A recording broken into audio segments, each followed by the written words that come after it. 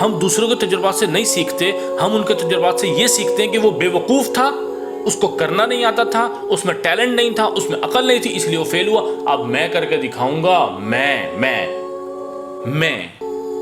Ego, میں attitude, میں ایک تکبر، اور ان 3-4 چیزوں کے بعد انسان فیل نہ ہو ہی نہیں سکتا۔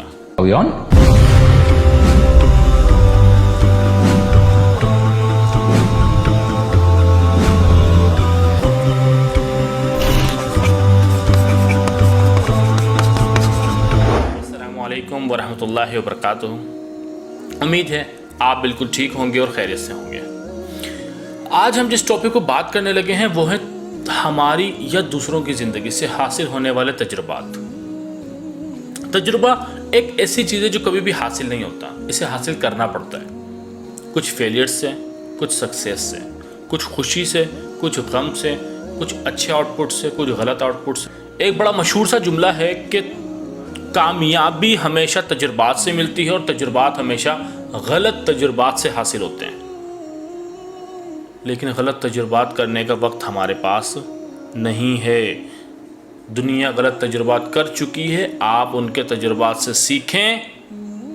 ویٹ، کیا سیکھیں؟ دوسروں کے تجربات سے کیا سیکھیں؟ ہم دوسروں کے تجربات سے نہیں سیکھتے، ہم ان کے تجربات سے یہ سیکھتے ہیں کہ وہ بیوقوف تھا، اس کو کرنا نہیں آتا تھا، اس میں ٹیلنٹ نہیں تھا، اس میں عقل نہیں تھی، اس لیے وہ فیل ہوا۔ اب میں کر کے دکھاؤں گا، میں ایگو، میں ایٹیٹیوڈ، میں ایک تکبر، اور ان 3-4 چیزوں کے بعد انسان فیل نہ ہو ہی نہیں سکتا، انسان ذلیل و خوار نہ ہو ہی نہیں سکتا۔ جہاں لرننگ ہوتی ہے وہاں یہ کہتا ہے کہ جب اس سے غلطی مجھ سے بھی ہو سکتی ہے، مجھے اس سے زیادہ ورک آؤٹ، مجھے اس سے زیادہ ہوم ورک، مجھے اس سے زیادہ پلاننگ، مجھے اس سے زیادہ ریسرچ کرنے کی ضرورت ہے، اس کے بعد ہی میں آگے بڑھوں گا۔ وہاں میں نہیں ہوتی، وہاں محنت ہوتی ہے، وہاں خود کا رگڑا لگانا ہوتا ہے، وہاں ریسرچ کرنا ہوتا ہے، وہاں اپنی میں کو اپنے جوتے کی نوک پر رکھ کے دوسروں کے پاس جا کر ان سے علم حاصل کرنا ہوتا ہے، ان سے سیکھنا، ان سے پوچھنا ہوتا ہے۔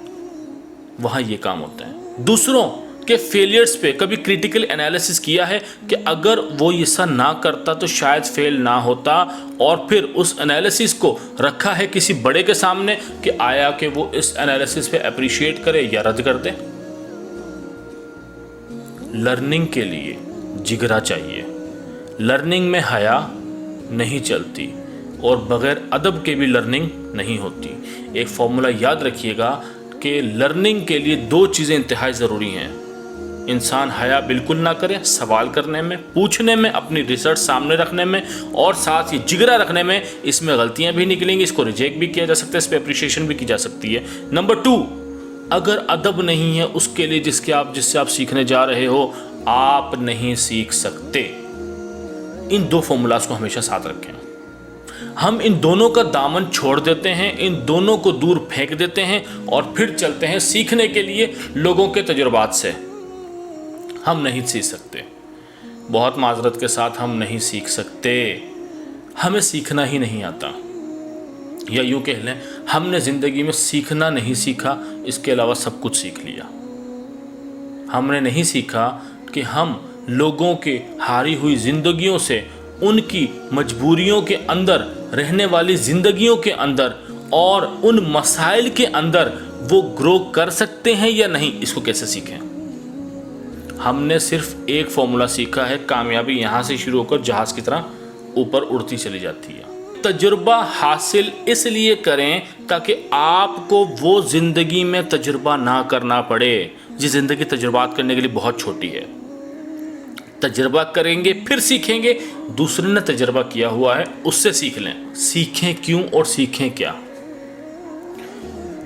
یہ سیکھیں کہ اس تجربے کے دوران، اس کام کے دوران، اس پروسیجر کے دوران اس شخص نے کہاں سستی کی، کہاں کاہلی کی، کہاں اپنی پلاننگ کو لوز کیا، کہاں اپنی اپروچز کو چینج کیا، کہاں کریٹیکلی انالائز نہیں کیا، کہاں کون سا تھنکنگ پیٹرن استعمال کیا۔ ان تمام چیزوں کو ڈیپلی آبزرو کرنے کی ضرورت ہوتی ہے، تبھی ہمیں تجربات میسر آتے ہیں۔ तजुर्बा इस चीज़ का नाम कतन नहीं है कि अगर एक शख्स किसी भी चीज़ में कामयाब हुआ, मैं उससे जाकर उसकी कामयाबी का राज पूछता हूँ, वो मुझे राज बताता है और मैं भी उसी राज पर काम करना शुरू करूँ तो मैं ये समझूंगी ये उसका तजुर्बा था। No, that's not experience. तजुर्बा हर शख्स का अलग अलग हो सकता है। तजुर्बा वो चीज़ होती है जो आपके माइंडसेट को, आपके स्किल सेट को और आपके वर्क पैटर्न को चेंज करके रख देता है। तजुर्बा तो वो चीज़ होता है। तजुर्बा बहुत सारी चीज़ों को डीपली ठीक कर करके आता है। तजुर्बा प्रॉब्लम सॉल्विंग के एटीट्यूड से आता है। तजुर्बा क्रिटिकल एनालिसिस कर करके आता है। एक मिसाल देते हैं, एक शख्स था, उसने बहुत बड़ा जहाज़ बनाया। जहाज़ बनाने के बाद जब जहाज़ स्टार्ट किया तो जहाज़ चल नहीं रहा था। मालिक बिल्कुल भी परेशान नहीं था। उसने कहा कोई बात नहीं, बड़े बड़े इंजीनियर्स को बुलाया जाए और उन इंजीनियर्स से इस जहाज़ को चेक करवाया जाए। बड़े बड़े इंजीनियर्स आए, उन्होंने जहाज़ को चेक किया लेकिन उसमें कोई खामी नज़र नहीं आई। मालिक ने कहा कोई बात नहीं, बैरून मुल्क से, बाहर मुल्क से बड़े बड़े माहिर इंजीनियर्स को बुलवाएं, उनसे चेक करवाएं। उन्हें भी बुलाया गया, खतीर रकम लगाई गई, बड़ा वक्त लगाया गया, लेकिन वो भी जहाज़ को ठीक नहीं कर सके। इसी दौरान कोई 1.5 साल का अरसा और बहुत सारी रकम उस जहाज़ पर लग चुकी थी। अब मालिक ने परेशान होकर ये फैसला किया कि इस जहाज़ को छोड़ देते हैं, ये शायद अब स्टार्ट नहीं हो सकेगा। जितनी रकम हम और जितना वक्त इस जहाज़ पर लगा रहे हैं, किसी और जहाज़ को बनाना शुरू करते हैं। उसके एक एम्प्लॉय ने मशवरा दिया, सर क्यों ना हम एक शख्स को ये जहाज़ दिखाएं जो पास ही में रहता है। पुराने टूटे फूटे और ख़राब शुदा जो जहाज़ जाते हैं या छोटी कश्तियाँ जाती हैं उन्हें रिपेयर करता है, क्या पता वो ठीक कर दे। उसका नाम बहुत ज़्यादा मशहूर है कि वो बड़ा तजुर्बाकार मैकेनिक है। मालिक ने मुस्कुराकर ही जवाब दिया, इतने बड़े बड़े पढ़े लिखे इंजीनियर्स जो काम नहीं कर सके वो तुम एक मैकेनिक के हाथ में देना चाहते हो। उसने कहा सर जो काम हम एक अरसे से 1.5 साल की वक्त से करते आ रहे हैं और इतना पैसा जिस काम पर लगा चुके हैं, क्यों ना एक मौका और देकर उस शख्स को भी चेक कर लिया जाए। मालिक को क्या चाहिए था, मालिक ने ओके किया और वहाँ से चला गया। वो एम्प्लॉय उस मैकेनिक के पास जाता है, उसे जहाज़ पर लेकर आता है। वो मैकेनिक जहाज़ पर आता है, जहाज़ के 3-4 चक्कर लगाता है, 4-5-6 घंटे इंजन रूम के अंदर रहता है, तमाम चीज़ों को चेक करता है। मालिक और वो एम्प्लॉय वहाँ उसी पूरे दुरानिये के अंदर बैठे इस पूरे मामले को डीपली ऑब्जर्व कर रहे होते हैं कि ये शख्स कर क्या रहा है। उसी दौरान जब वो 5-6-7 घंटे अच्छी तरीके से जहाज़ को चेक कर लेता है तो अपने बैग से एक हथौड़ी निकालता है और एक पाइप के बैंड के ऊपर हथौड़ी की 4 से 5 ज़ोर ज़ोर से चोटें लगाता है और चोटें लगाने के बाद उस एम्प्लॉय को कहता है जहाज़ को स्टार्ट करें। और मालिक और एम्प्लॉय दोनों एक दूसरे की शक्ल देखने लगते हैं कि सिर्फ चोटें लगाने के बाद ये कह रहा है कि जहाज़ को स्टार्ट करें। खैर एम्प्लॉय उठता है, जहाज़ स्टार्ट करने की कोशिश करता है और जहाज़ स्टार्ट हो जाता है। वो मैकेनिक एक मुस्कुराहट मालिक की तरफ पास करता है और वहाँ से चला जाता है। मालिक बड़ा खुश होता है और अपने एम्प्लॉय को कहता है कि जाएं इस शख्स के पास, इसका बिल भी मालूम करें कि इसको कितनी रकम इस काम के लिए दरकार है, जो हम इसका हर्जाना, जो इसकी लागत, जो इसकी मजदूरी हमारे लिए बनती है, हम उसको अदा करेंगे, साथ ही साथ उसको कुछ तोहफ़े भी दें। एम्प्लॉय शख्स के पास जाता है, बिल मालूम करता है तो वो शख्स बिल पर रकम लिख कर देता है। एम्प्लॉय वो रकम पढ़कर मुस्कुरा देता है, साथ वो बिल लेकर अपने मालिक के पास पहुंचता है। मालिक बिल देखता है और मुस्कुराता है और साथ उसे कहता है कि उसने हमारे सामने सिर्फ 4-5-6 हथौड़ी की चोटें लगाई हैं और इस काम के करने के वो 1 लाख रुपए मांगता है। हम उसको 1 लाख ज़रूर देंगे, बस उसे कहें कि 1 लाख किस चीज़ के मांग रहा है, हमें बिल डिटेल में बना दें। वो शख्स ये बिल लेकर दोबारा मैकेनिक के पास जाता है। मैकेनिक के पास जाने के बाद वो उस मैकेनिक को अपने मालिक का सवाल आगे रखता है कि इस बिल को डिटेल में बना दें। जब वो मैकेनिक उस बिल को लेता है तो एक नया बिल बनाकर उसकी डिटेल उस बिल पर दर्ज कर देता है।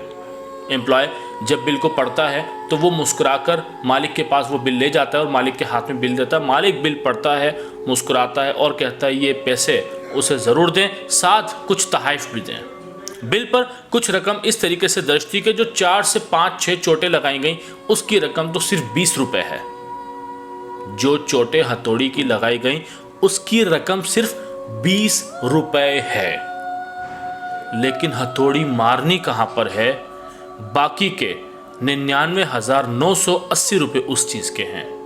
یہ ہے تجربہ جو پرابلم سالونگ سے آتا ہے، جو پرانے معاملات کو ٹھیک کرنے سے آتا ہے، جو ڈیپلی معاملات کو آبزرو کرنے سے آتا ہے، جو تمام چیزوں کو کریٹیکلی آبزرو کرنے سے آتا ہے۔